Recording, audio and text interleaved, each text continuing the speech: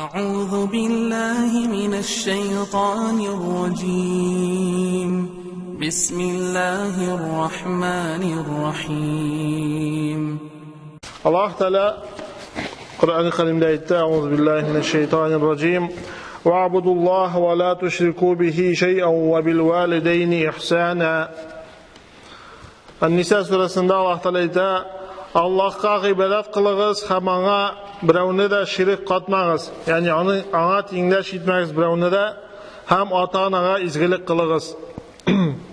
Şulay İsra surasında aytdi: "Ve qada rabbuka alla ta'budu illa iyyahu ve bil valideyni ihsana."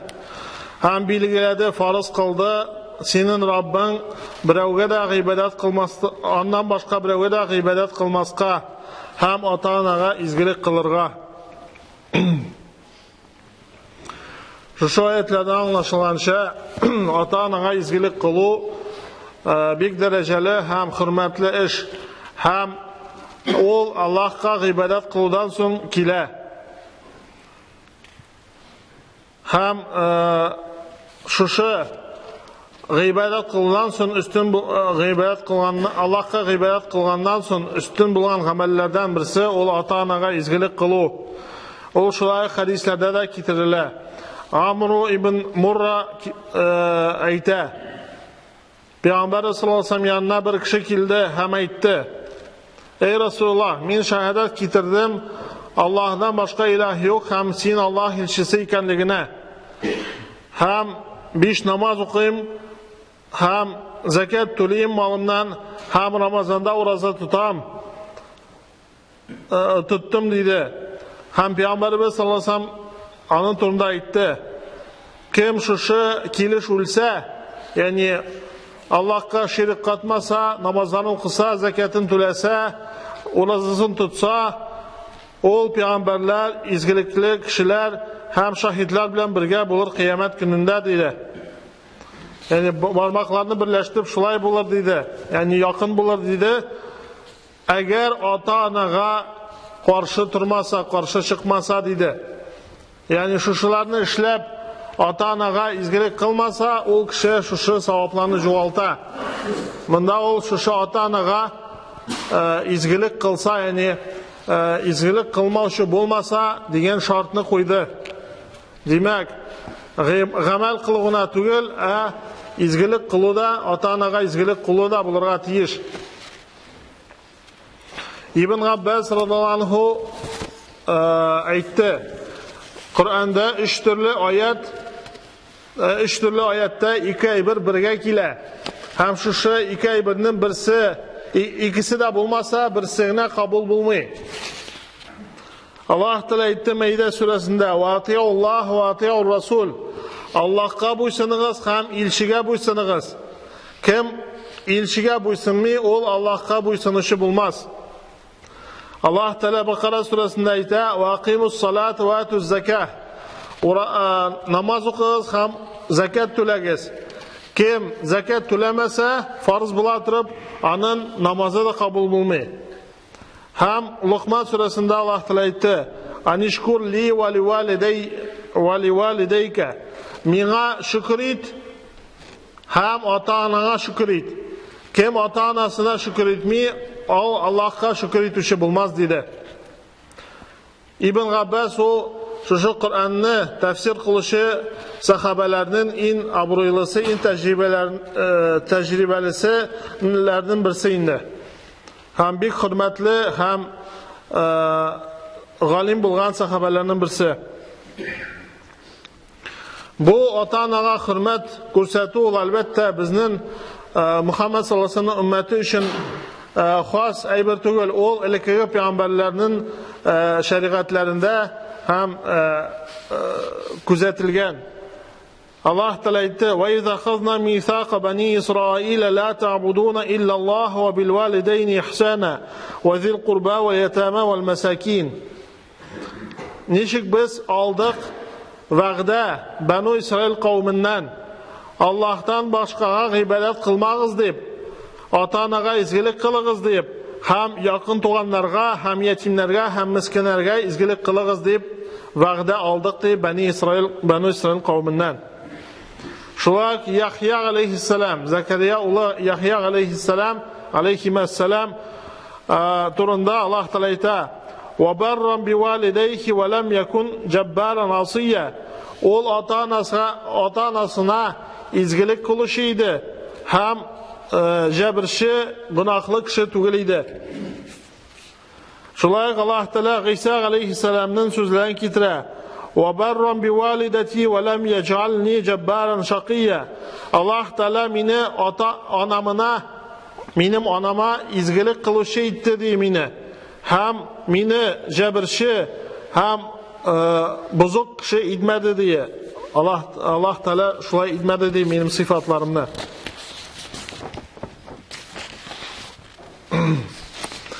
Һәм бу ата-анага изгелек кылу, ул ата-ананың безгә охшый торган гамәлләрендә генә түгел, ул һәр әйткән сүзләрендә булырга тиеш. Ул безгә охшыймы, охшамыймы, аларның әйткән сүзләре безнең өчен үтәү тиешле була. Кайбер кеше ялгыша, ул инде ата-ана кушканны, әгәр дә аның теләгенә ул туры килә икән, ул аны эшли, үтим дип әйтә. Әгәр дә ул аның теләгенә туры килмәй икән, ул инде үтәми аны. Бу әлбәттә ялгышлык һәм зур хата. Ибн Габбас радиллаһу анһу әйтте: нинди генә мусульманның икесе дә ата-анасы исән булса, һәр иртә ул шушы ата-анасына изгелек кылса, Аллаһ Таала аңа 2 җәннәт капкасын ача ди. Әгәр аның берсе генә исән булса, бер генә капканы ача ди. Һәм шушы ата-ана баладан риза булмыйча, Аллаһ Таала алардан риза булмас ди. Һәм сорадылар: алар аңа зулымлык кылсалар дамы дип. Ягъни ата-ана баласына зулымлык кылса да, аңа изгелек кылу тиешлеме дип сорадылар. Ул әйтте: әгәр зулымлык кылсалар да дип. Ягъни алар зулымлык кылсалар да, аларның сүзләрен үтәү, аларга ярдәм итү һәм аларның хакларын үтәү тиешле икәнлеген күрсәтте. Ягъни ата-анага изгелек кылу ул 3 төрле нәрсәдә күзәтелергә тиеш. Беренчесе, ата-ананың хакы бала, хатын, бала һәм башкаларның хакыннан үстен булырга тиеш. Икенче, ягъни кешеләргә кагыла торган хаклардан. Икенче, алар бүтән тыйган һәм кушкан нәрсәләрне үтәү тиешле, мәгәр Аллаһ Таалага гынах, Аллаһ Таала каршында гынах булган эшләренә үтәү тиешле түгел. Әгәр дә алар Аллаһ Таала тыйган нәрсәләрне үтәргә мәҗбүр итәләр икән, яисә Аллаһ Таала мәҗбүр иткәнне эшләмәскә кушалар икән, ул вакытта аларга буйсыну дөрес түгел. Калган бүтәнесендә буйсыну тиешле. Һәм шулай ук аларның теләкләрен алдан белеп, аларның теләкләрен канәгатьләндерергә тырышуда булырга тиеш ата-анага изгелек кылу. Ягъни аларда көтүп торырга түгел, алдан ук эшләп куярга, алдан ук аңлап калырга тиешле. Һәм әйткәнемчә, шушы кешеләр хакыннан, кешеләрнең хакына караганда, ата-ана хакы иң изгелекле, иң өстен булып тора. Ул хатын һәм балалар хакыннан да өстенрәк, шулай дуслар һәм күршеләр хакыннан да өстенрәк булырга тиеш. Шуңа күрә хатынның сүзен, яисә баланың сүзен, яисә дусның сүзен ата-ана сүзеннән өстен куярга дөрес түгел. Һәм бу күп хадисләрдә зикр ителә. Әгәр дә кеше моңа эшләмәй икән, ул бу дөньяда да, ахирәттә дә хәсрәттә булачак, Алла сакласын. zikr etilen Peygamberimiz sallallahu aleyhi ve sellem hakkında Galkama degan bir kişi yaşaydı. O kişi namaz okuydu, izgilikli bendeydi. Hem bir vakit onun hatını var idi, bağları var idi. Hem bir vakit o şirlep ölüm döşeğinde yataydı. Hem sahabeler onun yanına varıp La ilahe illallah sözlerini aytaydılar. Hem o şu sözlerini ayta almaydı. Yani o başka sözlerini aytaydı, lakin La ilahe illallah sözünü ayta almaydı. Şundan onlar Peygamberimiz sallallahu aleyhi ve sellem yanına kilerler. Bilal hem başka bir neçe sahabe. Hem şunu sililer, hem olayta şu bendenin anası isen mi? Eğer anası isen bulsa, şu ananı minin yanına şakırınız, kile almasa min özüm kilirmin diye. Hem bu kişinin anası kile, hem Peygamber sallallahu aleyhi ve sellem'den senin balan nindi kişiydi, nindi kişi. Olayta ol izgilikli, köp sadaka bire turgan, namazlar okuyturgan kişi. Olayla isen vakitte kişi. Şundan ol soruyor. O siga karata nindi anın mağamelesiydi. Min ağa aşolumun diye. Ol diye özünün hatının sözün benim sözümden üstün koyadı deyip. Şundan Peygamber sallallahu aleyhi ve sellem şu söz ol ana la ilahe illallah sözlerin aytırga bir mikirte bulup turadı. Hem şundan sonra ayta sahabelerge kitiririz mında utun hazır mında şu malayını mında yandırabız diye. Bu ana kişi indi elbette nişiginde siz benim ulumnu şuşunda yandırasız diye ayta. Olayta eğer de sen onu gafu etmesen Allah Teala'nı bundan da katıra utta cehennemde yandıracak diye. Hem sen onu gafu etken şey diye o la ilahe illallah sözünü ayta olmayacak diye. Şundan sonra o indi gafu etem deyip riza deyip ayta. Şundan sonra Peygamber sallallahu aleyhi ve sellem tekşirge koşar, belki o merhamet kılıp kına etkendir deyip. Şundan indi şuşu irat indi la ilahe illallah sözlerin aytıp vefat bula. Hem Peygamber sallallahu aleyhi ve sellem anı sahabeler joğalar, hem ana Peygamber sallallahu aleyhi ve sellem cenaze namazı okuyuq. Şundan hutbe silep, vaaz silep ayta. Ey Müslümanlar, ey sahabeler, ey kişiler diye kim iratlara qağılayında kim özünün hatının sözün, anasının, ata-anasının sözünden üstün koysa, ol diye şu dünyada da ahirette de baxtga erişmeyecek degan ma'noda sözler aytadi. Demek şu ata-ananın hakkı, ata-ananın sözü ol başka kişilerin sözünden üstünrek bo'lar tiyish. Allah Teala sözünden qolaydi. Allah Teala hakkı elbette üstünrek.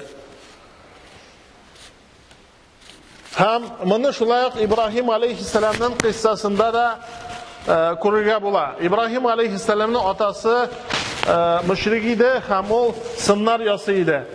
Hem Peygamberimiz İbrahim aleyhisselam onu İslam dinine şakraydı. O ise ona karşı çıkıp aytdı.